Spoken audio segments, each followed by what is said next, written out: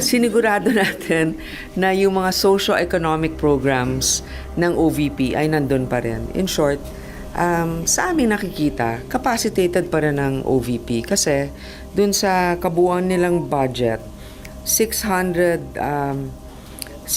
million doon, pwede nilang gamitin for social programs. In fact, nag-submit sila sa amin nung mga social programs nila. Meron doon medical assistance, burial assistance, libreng sakay. Sila mismo ang naglagay kung saan nila gustong pondohan doon sa 600 million.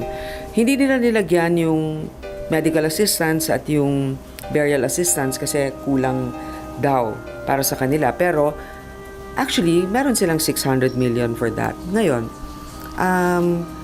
nagkaroon ng pagkakataon naman dito sa pagdinig nung committee hearing na bigyan ng justification kung gusto nilang itaas yung budget.